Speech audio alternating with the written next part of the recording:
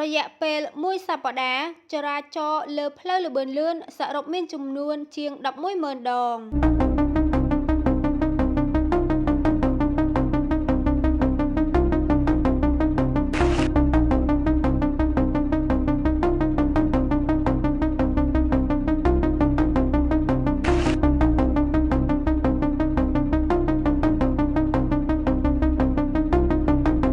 យោងតាមរបាយការណ៍លំហូរចរាចរណ៍ប្រចាំសប្តាហ៍គិតចាប់ពីថ្ងៃទី7ដល់ថ្ងៃទី13ខែមេសាឆ្នាំ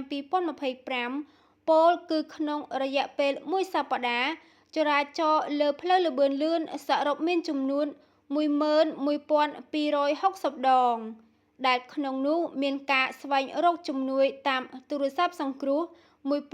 1399ចំនួន204ខ្សែបញ្ហាគ្រោះថ្នាក់ចរាចរណ៍ចំនួន3ករណីស្វែងរកជំនួយចំនួន73ករណីនិងប្រឹក្សាយោបល់សួរព័ត៌មានចំនួន128ករណីក្រុមហ៊ុនផ្លូវល្បឿនលឿនភ្នំពេញក្រុងព្រះសីហនុបានអំពាវនាវដល់ប្រជាពលរដ្ឋគ្រប់រូបមេត្តាអនុវត្តតាមលក្ខខណ្ឌក្នុងការប្រើប្រាស់ផ្លូវល្បឿនលឿនព្រមទាំងចូលរួមគោរពច្បាប់ស្តីពីចរាចរណ៍ផ្លូវគោកឲ្យបានខ្ជាប់ខ្ជួនកុំបើកបរលើសល្បឿនកំណត់និងកុំបើកបរបញ្ច្រាសទិសចរាចរណ៍